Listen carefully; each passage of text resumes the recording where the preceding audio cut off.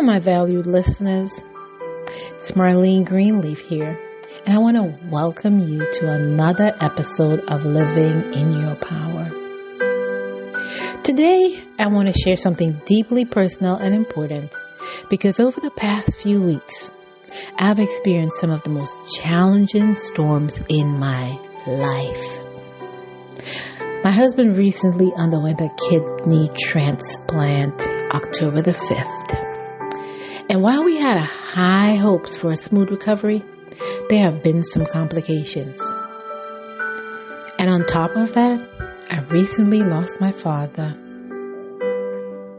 It's been an emotional roller coaster, one that has tested me.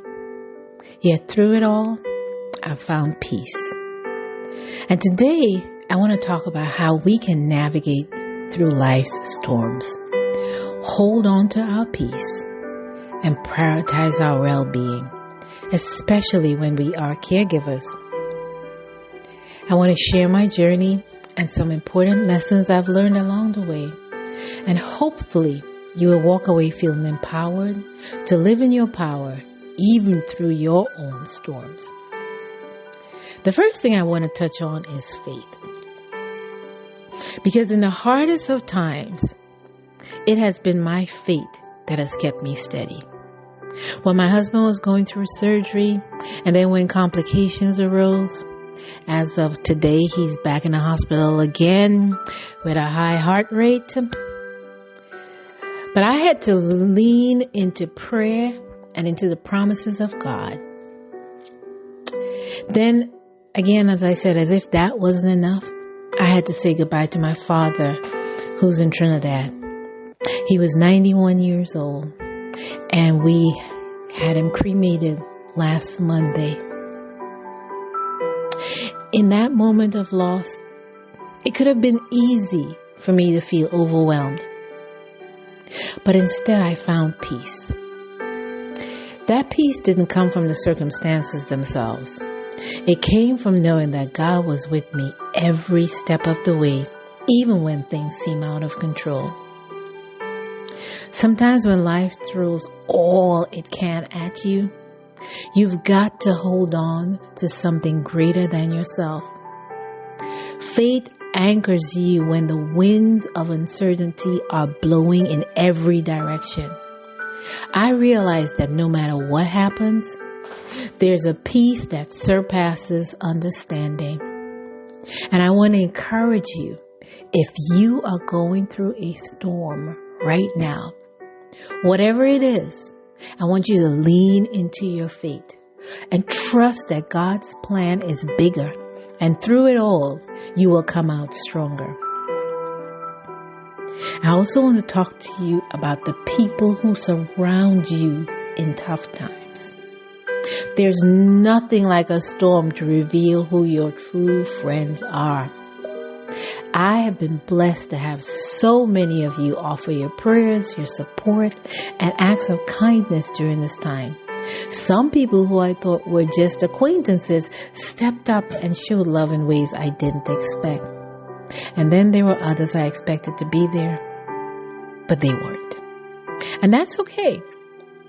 Storms have a way of shaking loose what doesn't need to be in your life anymore. It's a gift, even though it doesn't always feel like one. The lessons here is to cherish the ones who show up for you and don't waste energy on those who don't. Sometimes God uses these seasons to remove people from your life to make room for the right ones. Now let's talk about something that I've had to really learn during this season. Self-care as a caregiver. When my husband was dealing with the complications after his kidney transplant, I found myself trying to do everything, be there for him, to manage the household, to keep everything in order. And while caring for him is absolutely a priority, I realized how easy it was to lose myself in the process. As a caregiver, it's so easy to pour every ounce of yourself into making sure your loved ones is okay. But you have to remember to take care of yourself too. There were moments when I had to remind myself to take a breath, to get outside for a walk, to just rest. I mean, it's easy to feel guilty for taking time for yourself, but self-care isn't selfish. It's essential. If you don't take care of yourself, you won't be able to take care of anyone else. And I want to encourage you, especially my fellow caregivers, to prioritize your well-being. Find those small moments of peace in the chaos and hold on to them. For me, being able to get out every day and walk for at least 2 to 3 miles or more, that has helped me along the way. That has helped me to find peace in this chaos. Walking outside, inhaling that fresh air, watching God's beauty around me, that has been my peace in this chaos. And that brings me to my next point. Balancing the demands of work with your personal life. I mean, so often we put our jobs or our responsibilities before ourselves, thinking that if we just work a little harder or push a little more, everything will be okay. But the truth is, dear listeners, sometimes you have to take a step back. The job will still be there, but your peace might not if you burn yourself out. For me, these past few weeks have been a reminder that work isn't everything. There will always be more deadlines, more emails, more meetings. But what's good is all of that if you lose your peace in the process? If it ever gets to a point where your mental and emotional well-being are on the line, hey, it's okay to walk away. God will open up other doors, and sometimes He closes one door so He can give you the opportunity to step into something greater. Your peace is priceless, and no job or responsibility is worth sacrificing for it. So as I wrap up today's episode, I want to leave you with this. Life's storms will come.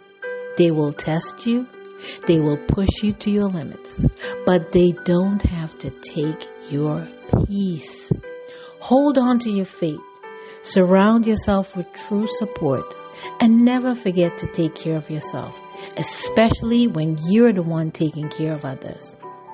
And remember, the job will always be there, but your peace is something worth protecting. Trust that God will guide you even if you need to walk away. I want to thank all of my supporters for your prayers and acts of kindness during this time. Your love has been a reminder of how blessed I am, even in the storm. So until next time, I want you to live boldly in your power today. And if it gets tough, just breathe and believe. Trust God. You still got the strength to rise. Continue to live in your power.